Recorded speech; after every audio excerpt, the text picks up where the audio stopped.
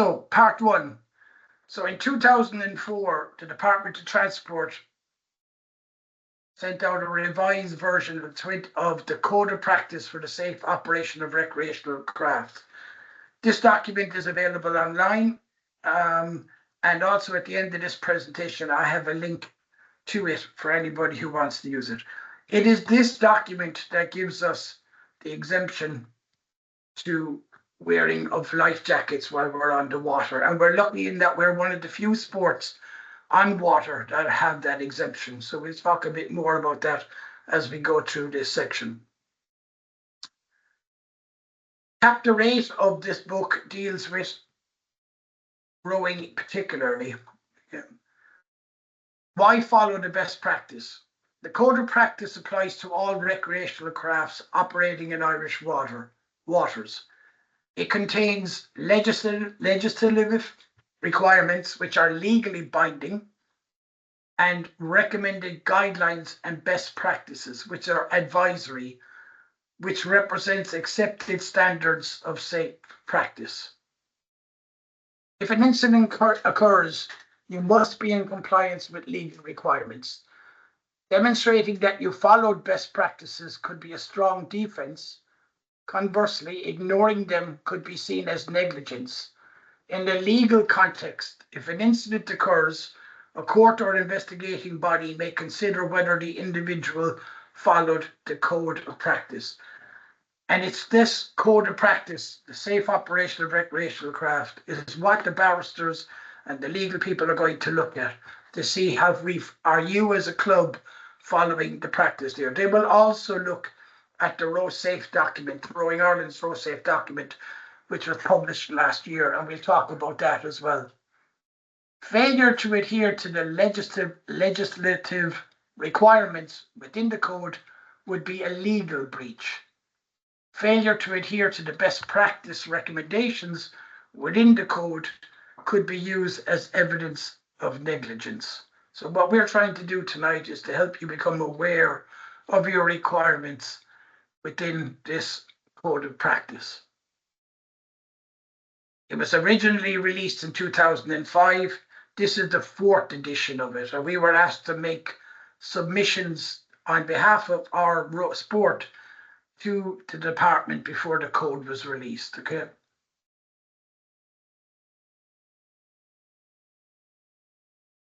So the code, chapter 8, talks about training, which includes instruction or refresher on capsize drill.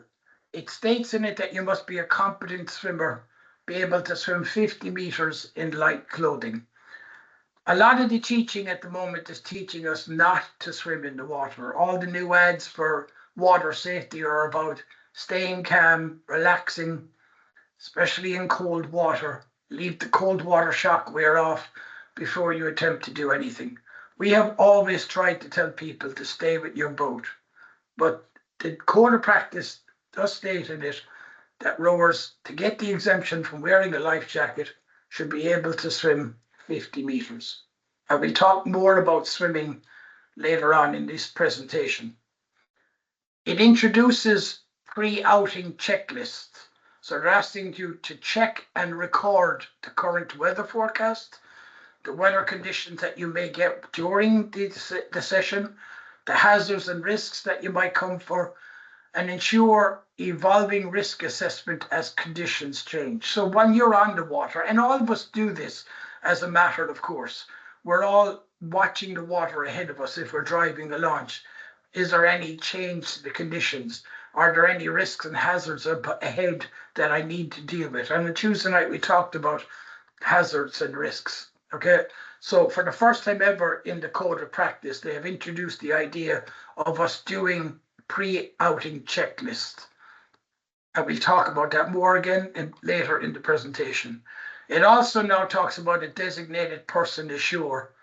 You know, so that person has crew names, what time the crew are going out at, what time they're returning at, what's their destination, is there an emergency action plan together? And again, we have a separate section on that in this presentation.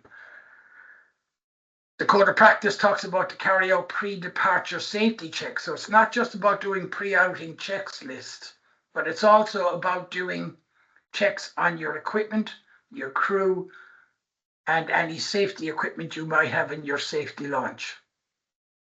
It reminds you to bring a dependable means of communication. The recommendation is a VHF radio. If not, if you're bringing a mobile, you should make sure that it's in a waterproof pouch. But in times of emergency, communications are vital. Chapter 8 of the document also talks about wearing a personal flotation device or life jacket. The exemption of personal flotation devices is for Olympic-style boats only, and the exemption is valid only in the context of application of additional safety parameters. So what does that mean?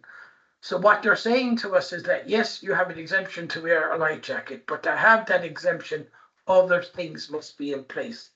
Safety launch with coaches present. All right. That you're not going out on your own on the water.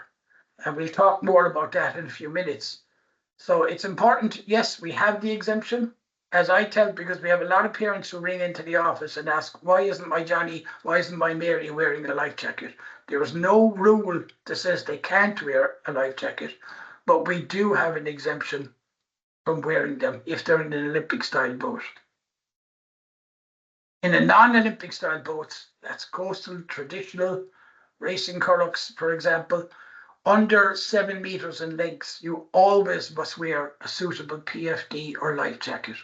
And as we know, coxswains must always wear a PFD as well. And it's important that we know the type. And recently we sent out a notice from the department talking in detail about life jackets and the type that you should wear. And that's available online also. A coach and or a safety boat should always be in attendance when rowing craft are in use. Other safety precautions must also be allowed. Now, this discussion has come up. There are certain areas of the country where people say, if I put a safety launch on the water, you won't be able to row because of the wash it's causing, because of the water isn't wide enough. But you should have a launch in the water ready to go in case there is an emergency. All right, that's the recommendation. Operators of safety boats and coaching launches should be suitably qualified. So this is a change to what has been written in the book this year. They are now asking us to be suitably qualified. They haven't specified exactly what suitably qualified is. Rowing Ireland are currently looking at providers of training for launch drivers to see if we can train up a few instructors ourselves that could go around the country and make it more economically possible for clubs to train up all their launch drivers. Because at the moment, it is in the region of between 300 and 400 euros per person to train you up to a level 2 in launch driving. All right. It also says you must carry specific equipment, and we've always said that. We've always talked about the safety bag that should be in the list in the launch. The equipment is listed in the code and is also listed in our row safe document. It also mentions about carrying additional PFDs to assist persons in the water, one for each crew member on a rowing boat. Now, all our safety launches, our coaches launches are all different size. Here we have to be reasonably practicable in that you carry a good amount of extra life jackets in the boat with you, in the safety launch with you, because once those people are rescued and they're put into your safety launch, they should now wear a PFD in that safety launch. And also you may be able to throw one to somebody who's in the water if you can't take everybody into the safety launch at the same time. Unescorted rowing outings are not encouraged. This is what's stated in the code of practice. If they are undertaken, though, it says, ensure that the DPA, your designated person ashore, and other recommended safety precautions are taken. Now, so a DPA, the designated person ashore, so if you have a crew that are going out on their own with no launch, they need to let somebody know they're going out, what time they're coming back at, how many of them are going out. And also other recommendations for safety precautions could be maybe that they take a life jacket with them. There's ones that you can buy that you can put around your waist and strap them on. At least they would have some extra way of self-rescue if they got into difficulty. Okay, I'm going to just stop sharing this for a moment now and open the floor to questions on that section, if there is any.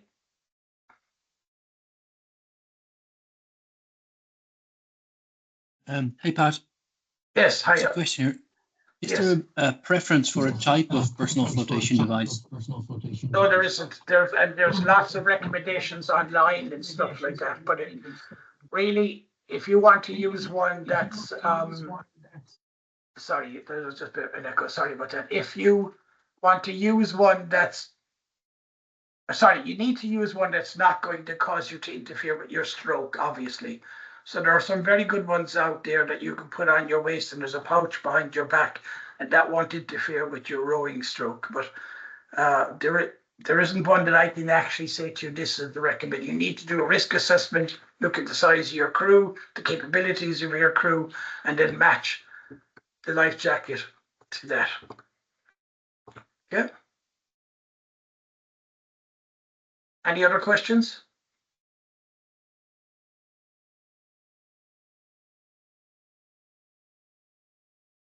Yeah. Just move on. So.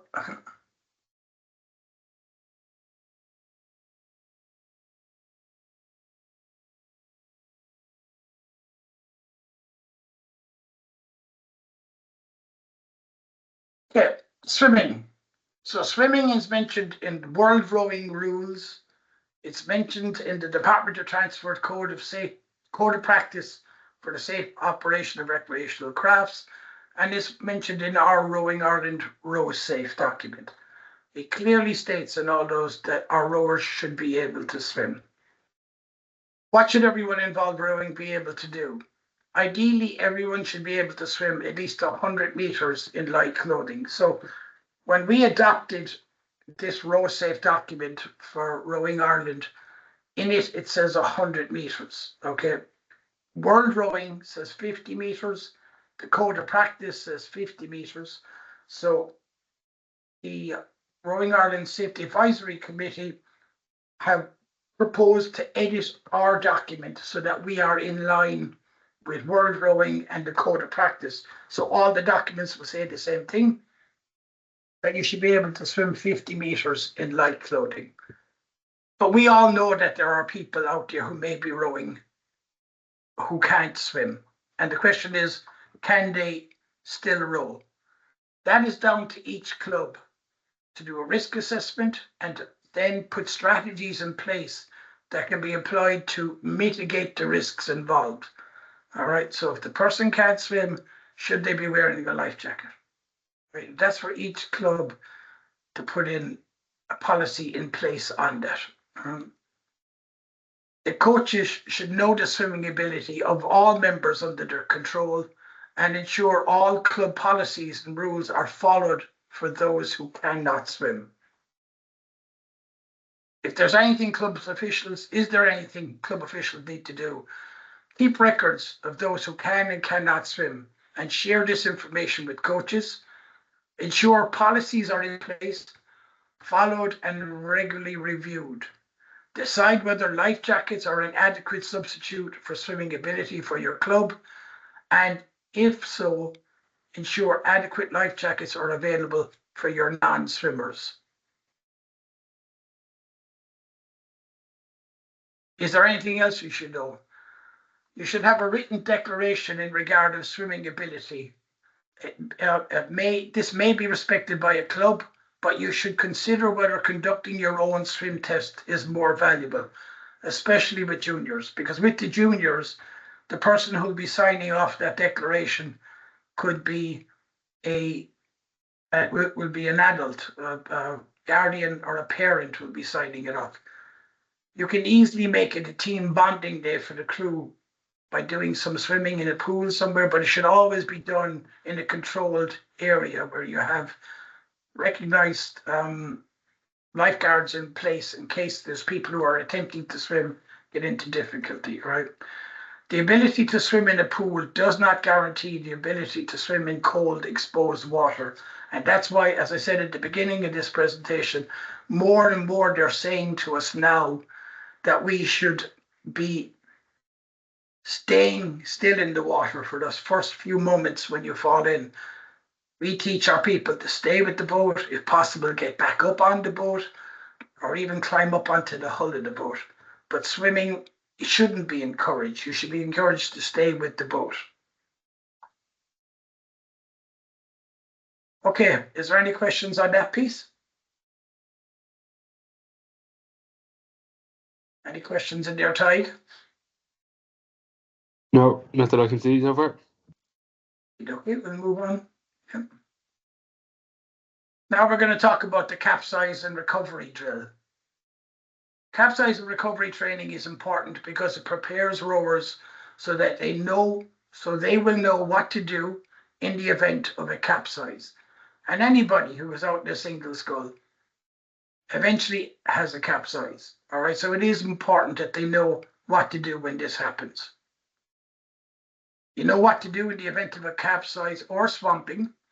Understand the need to stay with the boat and use it as a life raft, unless doing so results in greater danger. Take precautions before going afloat to reduce the risk of capsizing or swamping. So in our row safe document, each section has expectations. The expectations can be on everyone, on coaches, on the committee of the club, it could be on Rowing Ireland, it could be on competition organisers. In this instance, when the expectation on everyone is to know what to do in the event of a capsize and swamping, understand the need to stay with the boat, and take precautions before going afloat to reduce the risks. Also, it says that everyone should understand the key steps are to from the boat, get out of the water, get off of the water, attend any capsize and recovery training offered by the club. Under the Health, Safety, Welfare at Work Act, there's expectations on us as clubs. There's also expectations on the individuals. So if you're offering training and if you're offering to take people out and show them what to do in the case of a capsize, they should make themselves available for that training.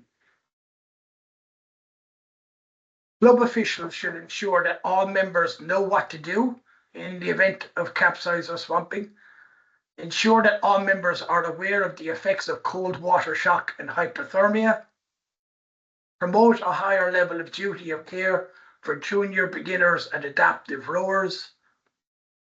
Have policies in place for those who have not been trained, particularly junior, beginner, and adaptive rowers. These could, for example, require the wearing of life jackets.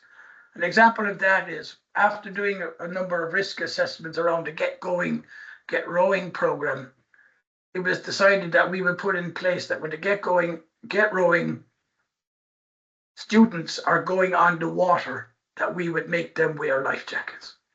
All right, because it's their first introduction to it, they're nervous, they're unsure, and it makes it safer if they're wearing life jackets. The club should record capsize and recovery training of each member of the club and make these records available to all its coaches.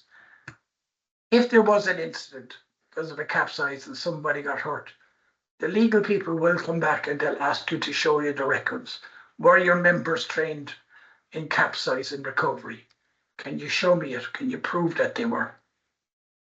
Club officers should also organise capsize and recovery training in a local swimming pool or another safe setting to practice getting free from an inverted boat, including the releasing of the feet from the shoes, getting on top of the boat and making rescue by launch, or buddy rescue is another thing that people are starting to talk about, where somebody else in another single may be able to come over and assist that person as well. Getting back into the boat for those who feel capable and confident, lying on top of and paddling a boat so you can straddle it and paddle to the side if necessary, calling for help, buddy rescue. They should practice.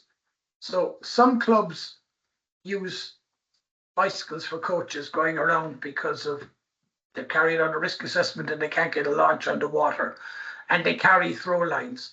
But I've asked a number of them how many people have actually practiced throwing a throw line.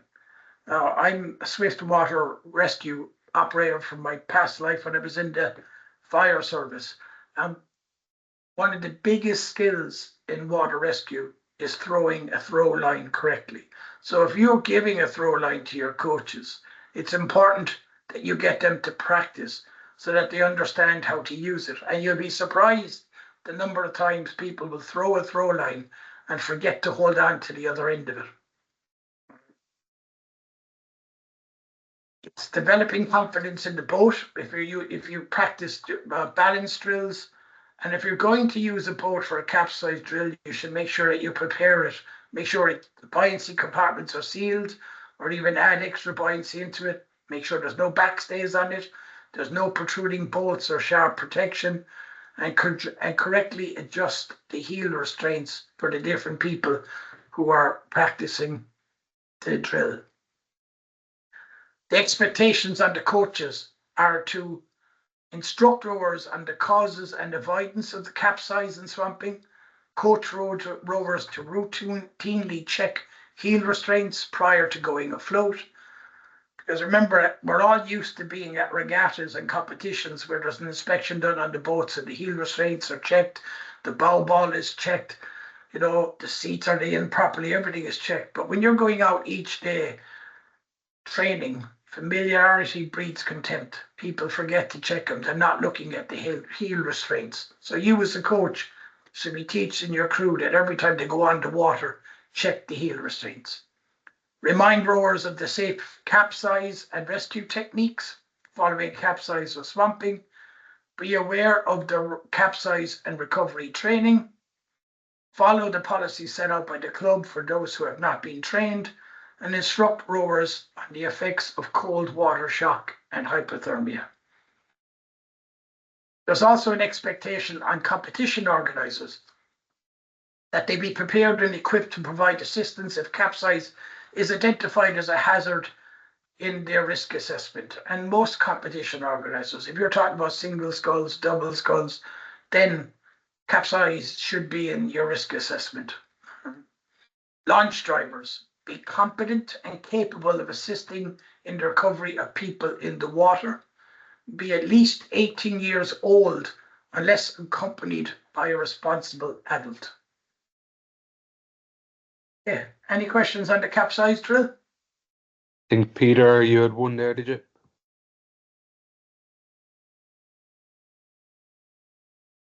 If you want to just unmute yourself, if you can. Yeah. We still have the question. Good evening, everybody. Hi, Can you hear me? Yes, Hi, Peter, Pat. loud and clear. Question, you used the word life jacket, okay? So do you mean a gas-operated life jacket or a personal flotation device for the get going, get rowing crews that you bought them for it? Because people can get lost in, well, that life jacket's used as a generic term. Okay, so just if you give a little bit of detail on that one. Yeah, that's why it's a good question, Peter. Thank you. That's why we talk about PFDs and or life jackets, and then we talk about the risk assessment and deciding what is the correct one to wear. And most of the get going, get rowing people are going out in the PFD that doesn't have any gas cylinder in it. Okay, it's not a self operating one that if it gets wet it operates and stuff. They're just a PFD that will keep them afloat and keep their head up out of the water if they fall in. Like I said earlier, that's good, Grant Peter. No, it's a really good, interesting question. And there is documentation out there on the suitability of what type of life jacket should we be wearing, or PFD. Okay. Cheers. Thank you. Thank you, Peter. Any other questions there?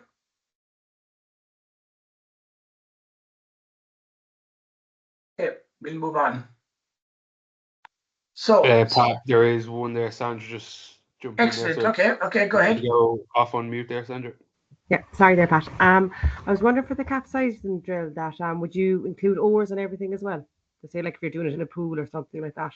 You could, you could if you wanted to, absolutely. Because there will be oars there, but Obviously, the oars themselves, Sandra, can become a bit of a risk hazard in the pool if you're doing it yeah. in the pool, in that they're flying around. So maybe don't do it with the oars and stuff. It's really about building the confidence up of your members, that they know what to do if they fall over, release I don't their know what to feet, expect. get out quickly and stuff. So the oars are not essential, but it is something definitely to be aware of, that if you're flipping a boat with oars on it, especially in a confined space, now they are becoming a risk and a hazard themselves as well. Okay, Okay, perfect. Thank you. you're welcome. Okay, pre-launch assessment. So this is a new interesting thing that has been introduced into the code of practice for the safe operation of recreational craft. All right, for those who want to look it up, it's on page 7 and it's called Think and Prepare. It is also mentioned in our row safe document under club risk assessments, expectations, and coaches are expected to, and that uses the term dynamic risk assessment. So it's the same thing. It's that last assessment you do before taking a crew out on the water. This assessment you should do just before going on the water is one of the most important ones that you can do.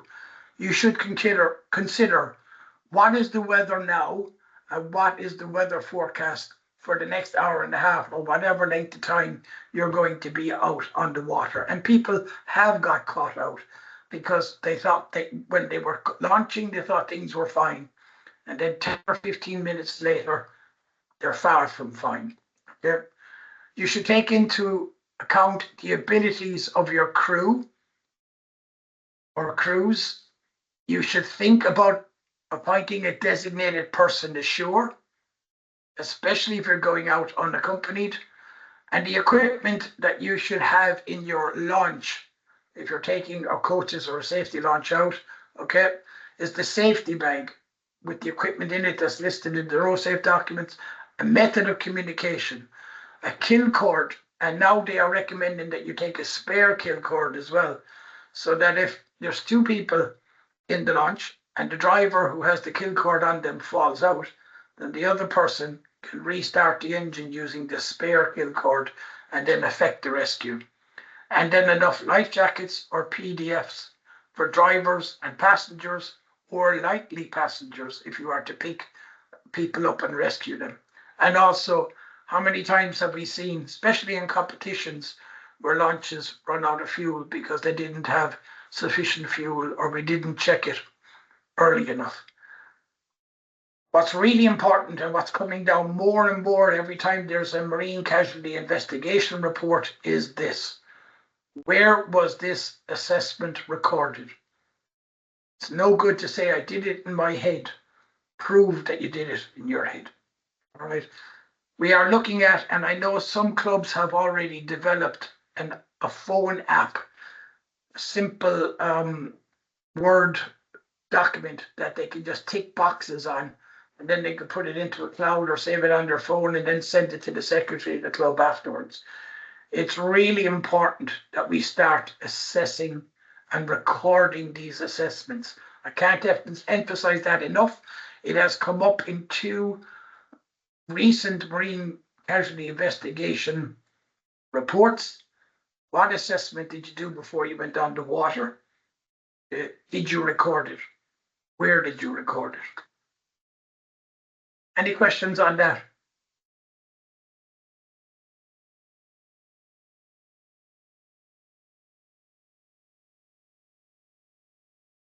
I am Yeah. working with sorry, yeah, go ahead. No, say, John, if you want to just unmute yourself, and then Peter maybe afterwards.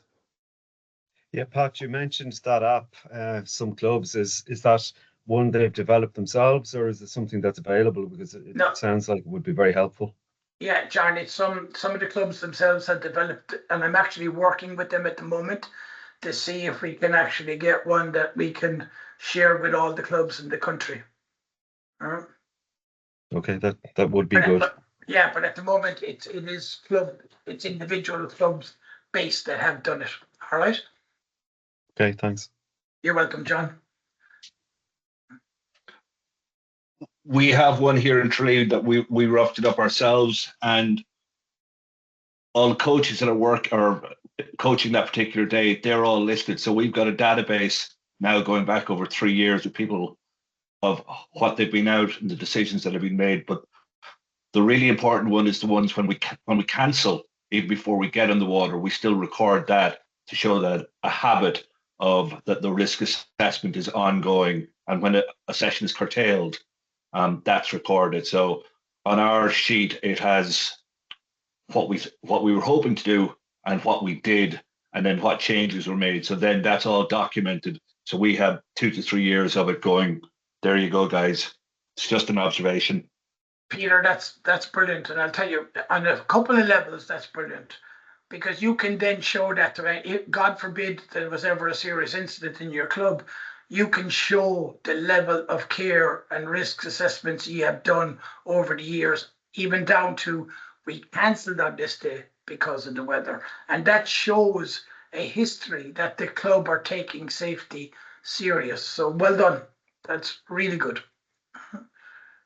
Any other questions? Comments? Okay. So the next thing we're going to talk about is the DPA, which is the designated person ashore. Again, this is mentioned in the Code of Practice for the Safe Operation of Recreational Craft on page 20, again in Think and Prepare. While the DPA is a term that is very familiar to coastal rowers, it's a new concept for some flat water clubs. The Code of Practice for the Safe Operation of Recreational Craft guidance speaks at length about the safety cover a DPA brings to your outing. And especially so, as we said in the earlier parts, that we should try our best not to send out clubs or crews unaccompanied. But if they do, a minimum requirement should be that they have a designated person ashore that knows they're going out, what time they're going out, what time they're expected to come back, and that they will get in contact with that DPA after coming back to let them know they are safe. We recommend that flat water clubs adapt the idea of a DPA into their everyday operations. This presentation was given to the coastal clubs, all right, and in this example of what a designated person ashore can do. And thank you, Rob Dunn, for putting this together for us. The DPA will record the training activities of the athletes outside designated training times. These records should be recorded electronically and retained for at least 1 year.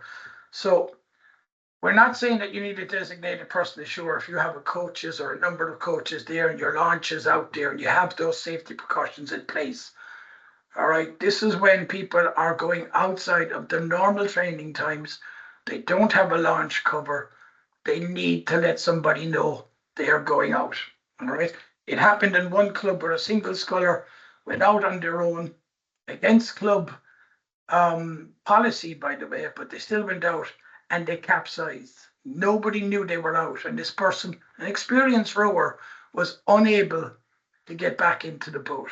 All right, and luckily they had their mobile phone in a pouch and were able to get it out and use it. All right, that person didn't make contact with anybody before they went out. Nobody in the club knew they were on the water. All right. If we don't know you're out there, we're not going to be able to rescue you. All right. Prior to an athlete setting out to sea, or if it's flat water, they must firstly inform the DPA in person or electronically of the following: their name, and the name of all the athletes or rowers in the boats, the type of boat being used, where they intend to go and the route, the planned time of departure, and the planned time of a row and estimated time of return.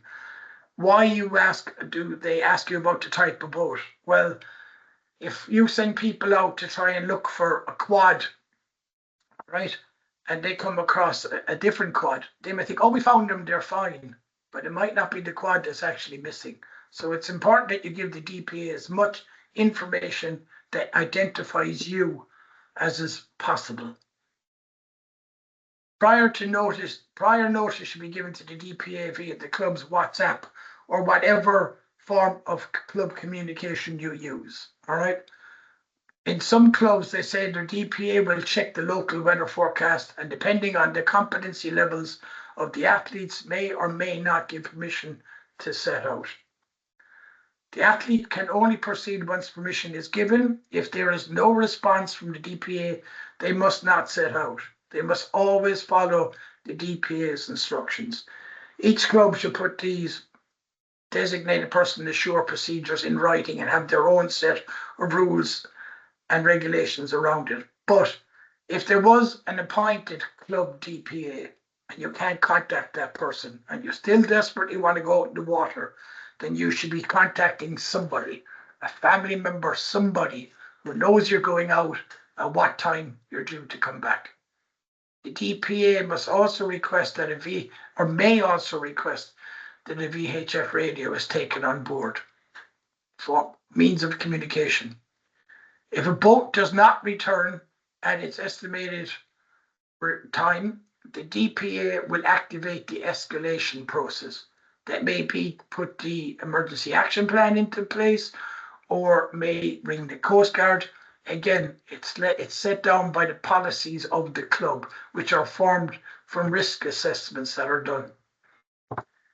DPAs, any questions on that? Yeah, Pat, we just had one from Joe in the chat there saying, are there any plans for producing a new Rowing Ireland safety video for Flatwater and Coastal? Yeah, there is. The one that's there is still quite good, Donna. The one that was developed by Joe Pantlin in the past is quite good, and there are some very good ones on British rowing that are free to air. You can get them on YouTube as well.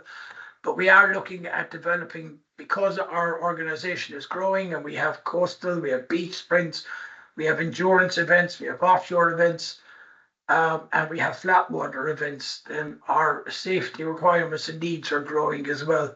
So we are looking at producing another video, but it's not going to happen overnight. Okay. Thanks, Pat. I think Sandra, if you want to jump off mute there. Hi. Would the DPA kind of double up as a safety advisor, or would it be a completely separate role?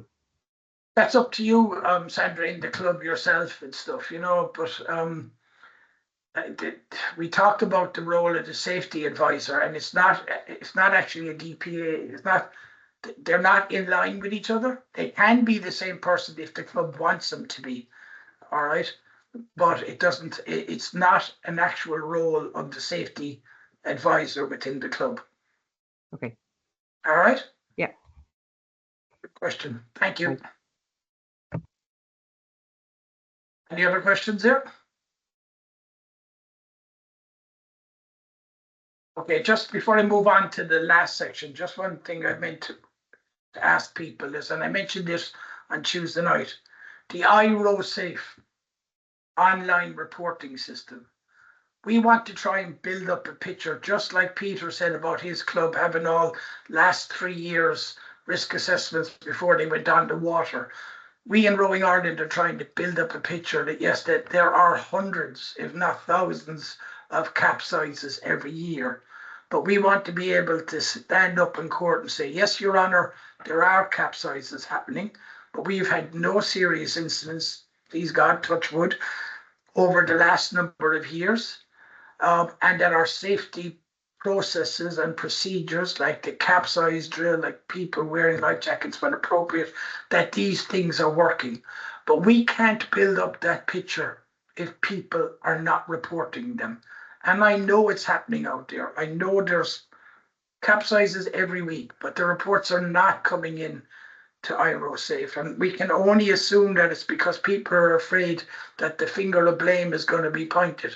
That's not what the iRowSafe is about. The iRowSafe is for us to identify trends of incidents or occurrences within our sport so that we can recommend changes to the way we do things or make people aware in other clubs. This happened in one club.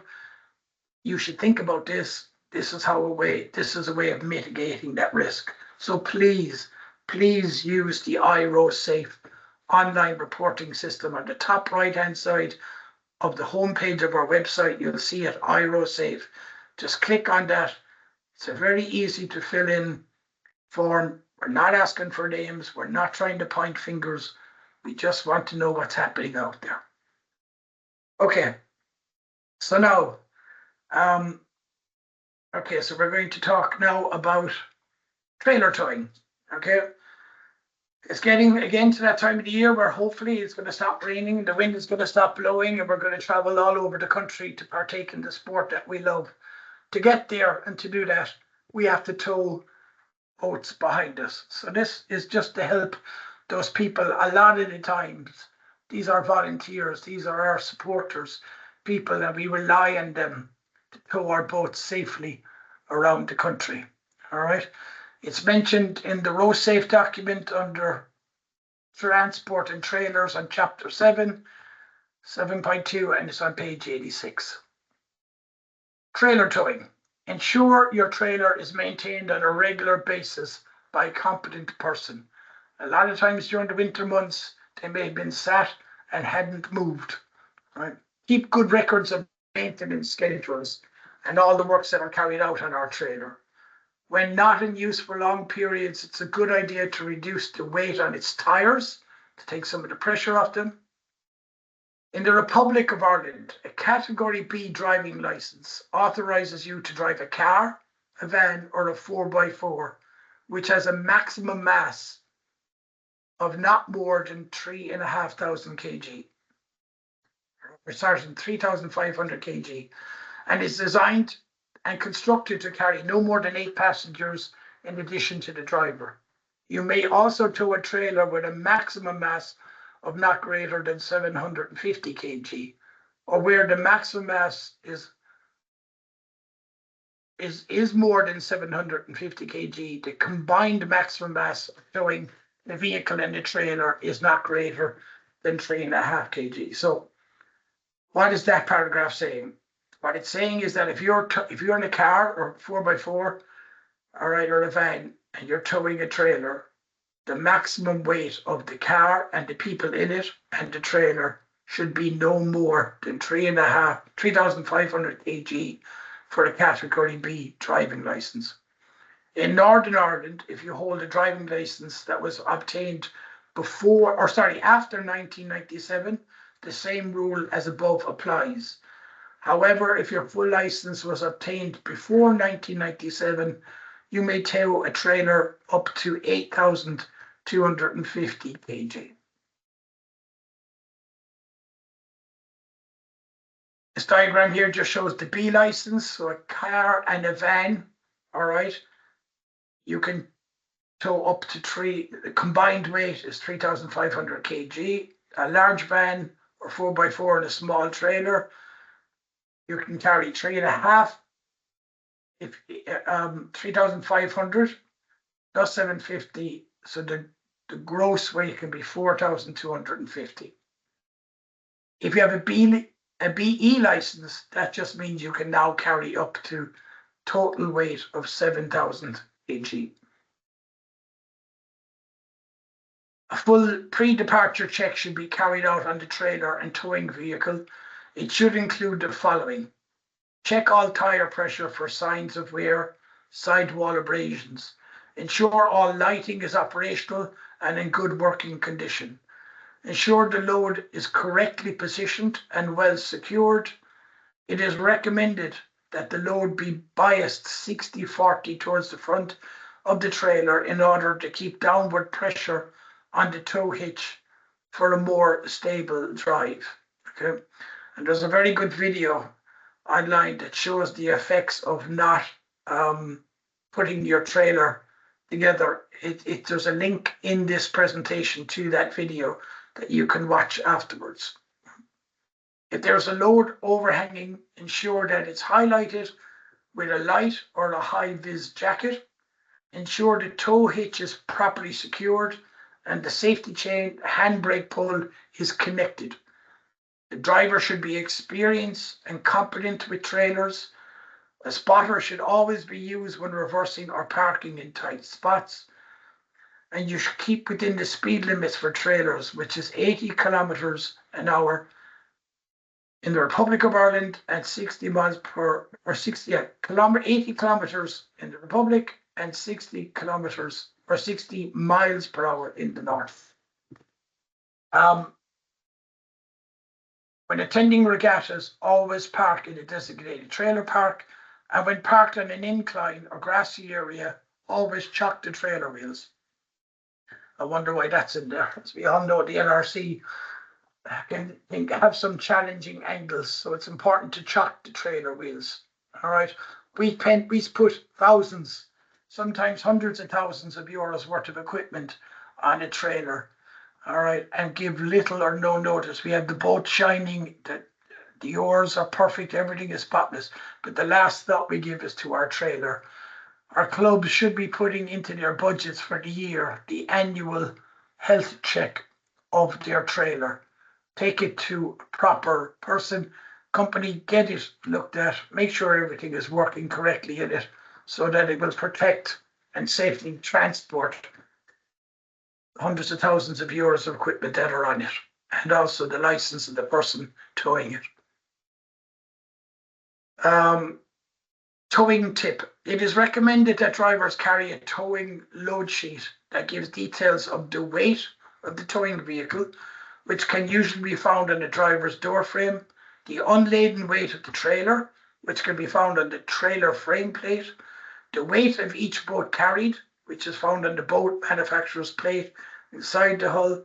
The total weights of the boats, oars, and accessories should not exceed the trailer carrying capacity. 1 kg should be allowed for every oar carried as a buffer for other equipment carried. The total of these weights should not exceed 3.5 kg if the drivers hold a B license. If you fill out, in the next slide, I'm going to show you an example of a towing sheet.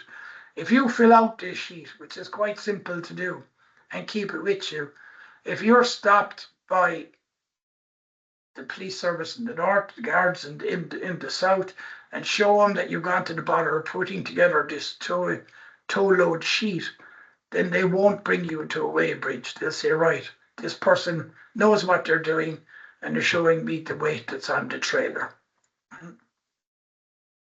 Here's a sample of a towing sheet.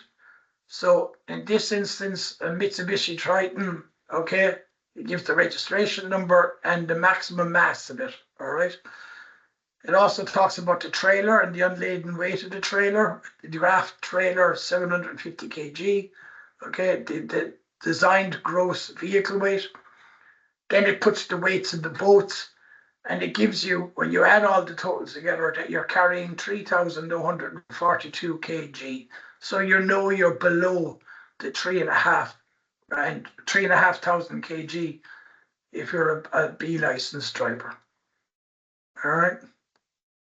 Any questions on that?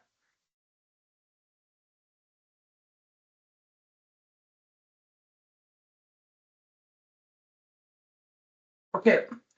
As I said in the presentation, there's a link to that video to show you the trailer and how it can go out of control and start whipping if you don't have the load laid out properly on your trailer. And there's some more advice on towing safety in these two links. Also, I put in links here to the IRO safe reporting system that's on the website and the road safe document that we published last year and that you should make yourself familiar with. And you should also be familiar with the safe operation, the code of practice for the safe operation of recreational crafts, which is available at the link here and at gov.ie. There's a picture of the cover of the two books. Thank you very much, everybody, for your attendance. Is there any questions at all on the presentation now? John, do you want to unmute yourself there? Yes, it's well, it's just in relation to PFDs and annual testing of them, and I'm just wondering what you recommend as to who it should be carried out by, Because I know we just do our own testing and we inflate them and leave them over a number of days to ensure they're okay. And personally, I just weigh the gas bottles and make sure they're within the what they're labeled as. But I mean, should we be changing them every number of years? You should be, and John, what I always say about those is follow what's written on the label. The labels are normally very good about testing periods, and in some of them it even gives areas where you can write in when it was last tested. But what you should also do is go back to your supplier and speak to your supplier, because each type of PFD or life jacket will have different specifications and regulations to them. All right, like I wouldn't be familiar, for instance, what the weight of a cylinder should be to see whether the cylinder had been activated or not activated, you know. So my recommendation would be always go back to your local supplier and they will recommend people to test it for you. If you are doing testing in your own club, which is admirable, it really is, make sure you always record it as well, John, all right? Because the question may be asked, well, are you trained on testing these? Do you know how to test them? You know, or did somebody just show you? You can't go far wrong when you follow the specifications on the labels of the jackets. Is that okay, John? Yeah, that's fine. Thanks. Just a couple more, Pat. One from Kieran in the chat saying, will the slide right afterwards? Sorry, but yeah, the slides will be shared. I'll share them straight away with everybody as well. Okay, Sandra, have you a question too? Yeah, Pat, I do. If we're in a situation where someone wants to go out on the water without a launch, or to go unaccompanied, and they have notified their designated person ashore, and something, God forbid, something happens to them or they're in an accident, are we seen as negligent, even if they have their risk assessment done before they go out? Like, are we covered? There's a lot of masters in our own club wanting to go out without launches and, I suppose, unsupervised. And I don't know where we stand. Okay, so first of all, it's highly recommended that they don't do it, Sandra. Okay, yeah. But there is a line in the safe operations that says, but if they do so, other precautions should be taken into place. All right, and those precautions should be first and foremost the designated person ashore. All right, and those master rowers or any rowers, it doesn't matter whether they're masters, you know, whatever level they are, they should be looking at buying themselves some sort of PFD, you know, or life jacket that they can wear while they're rowing. And there are ones in the market that you can put around your waist. It will not interfere with your rowing, but and maybe the club should do a risk assessment and put that in as a policy, Sandra, and say, okay, it's not recommended, but if you do it, because realistically, if I was to be a barrister and I read the code of practice for the safe operation of recreational craft, that's saying I have an exemption to a life jacket, and it clearly states if there's a launches or a safety coach present. These members are going on the water with no launch, so you as a club have to be seen. So what mitigation have you put in place to make that safe? All right. Yeah. So it's designated person ashore. They should really consider about taking some kind of a life preserver with them of some sort, some part of a PFD. All right. Or communication. And the club should have a policy on it, Sandra. Really should. All right. Okay, They should be strict with it. Okay. Yep. Thanks. Good question, Sandra. Thank you. Joe Toner, have you a question? Or no, well, it wasn't really. It was more back to the point that John, I think it was John raised about the life jackets. Sorry, it's Joe from Tribesmen in Galway.